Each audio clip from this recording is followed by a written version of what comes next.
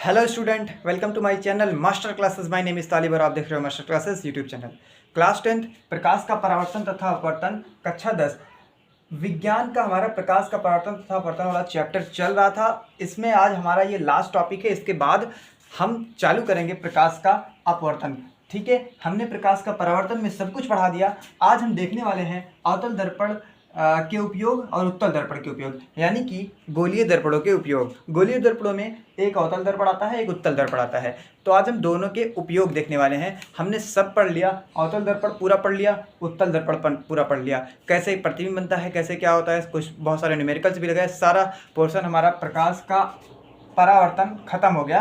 अब हम शुरू करेंगे प्रकाश का अपवर्तन अगली क्लास से। ठीक है, इस क्लास में हम उपयोग देखेंगे अवतल दर्पण के और उत्तल दर्पण के। ये लास्ट क्लास है इस परावर्तन की।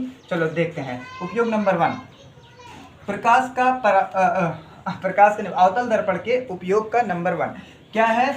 चेहरे का बड़ा प्रतिबिंब देखने के लिए। चेहरे का बड़ा प्रतिबिंब, जैसे मान लो हमको घर में आपने देखा होगा, चेहरे का बड़ा प्रतिबिंब देखने के लिए जो जिसका उपयोग करते हैं वो अवतल दर्पण का करते हैं। आप वो दर्पण मत समझना जिससे आप क्या बोलते हैं घर में रोज सुबह उठ के देखते हैं, वो दर्पण नहीं। एक दूसरा दर्पण होता है, अब मेरे पास है नहीं तो मैं दिखाता आपको। वो दर्पण क्या होता है? उस बहुत चेहरे का बहुत बड़ा प्रतिबिंब दिखाता है, चेहरे का बहुत बड़ा प्रतिबिंब। दूसरा, रोगियों के लिए नाक, कान, गले आदि के लिए डॉक्टरी के परीक्षण के रूप में। जैसे हमारे दांत में, नाक में, आँख में, मुंह में, कहीं भी छोटी छोटी जगह पर जहाँ पर हम अपनी आंखों से नहीं देख सकते, वहाँ उस दर्पण को लगाकर क्या करते हैं, उसका एक बड़ा प्रतिबिंब बना लेते हैं और देख लेते हैं, उसमें बड़ा प्रतिबिंब दिखता है। ठीक है, अवतल दर्पण में। हजामत या दाढ़ी बनाने में, दाढ़ी बनाने के लिए भी इसका यूज किया जाता है अवतल दर्पण में। अब देखो क्यों, अब आपको दिखाता हूँ।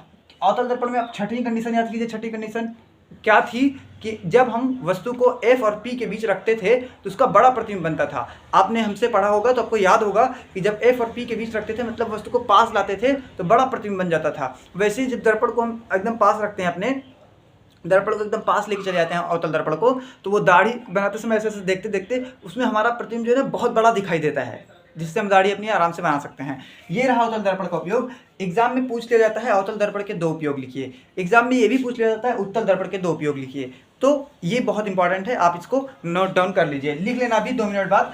ज़्यादा बड़ी वीडियो नहीं होने वाली है, बस मैं उत्तल दर्पण को समझा के वीडियो को खत्म कर दूंगा। उत्तल दर्पण के उपयोग में नंबर 1 है वाहनों के साइड मिरर। वाहनों के साइड मिरर के रूप में, यानी कि पीछे का दृश्य जो देखने के लिए। वाहन आपने देखा होगा, आप बाइक चलाते होंगे, बाइक के बगल में जो कांच लगा होता है, शीशा लगा होता है, पीछे के दृश्य को देखने के लिए। आप उसमें देखोगे बहुत बड़ा सा ट्रक आ रहा होगा, उस बहुत बड़े से ट्रक को उस शीशे में देखोगे तो इत्तू सा दिखेगा। उत्तल दर्पण में की कंडीशन में हमने देखा था कि जब हम वस्तु को कहीं भी रखते थे, हमेशा प्रतिबिंब छोटा बनता था। उसी तरीके से जब उत्तल दर्पण हम पढ़ रहे हैं तो वाहनों का जो पीछे देखने के लिए उसमें शीशा लगा होता है, वो उत्तल दर्पण का लगा होता है। उत्तल दर्पण से क्या होता क्या है कि जो पीछे का दृश्य है वो बहुत छोटा छोटा दिखाई देता है उसमें, लेकिन पूरा कवर कर लेता है, वो बहुत दूर तक कवर करके पूरा दिखा देता है। ठीक है, उसी छोटे से दर्पण में इतना बड़ा सा एरिया कवर कर लेता है। तो ये हो गया इस उत्तल दर्पण का उपयोग। और दूसरा एक और उपयोग है इसका, सड़क, बाजार व गलियों की लाइटों में। आपने रात में जब कहीं गाड़ी से गए होंगे आप, तो देखा होगा सड़कों पर लाइट लगी होती हैं, जो कि जिससे सड़कों पर उजाला रहता है। वो जो लाइट लगी होती है उनमें भी उत्तल दर्पण का यूज किया जाता है। क्यों किया जाता है?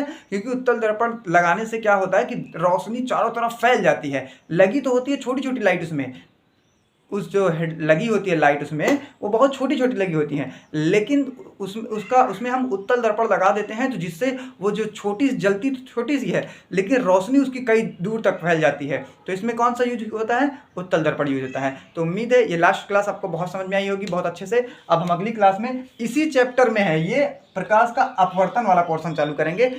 आपको बहुत अच्छे से समझ में आएगा, बिल्कुल घबराइएगा मत, बहुत अच्छे से पूरा सिलेबस आपका कराया जाएगा क्लास 10th का।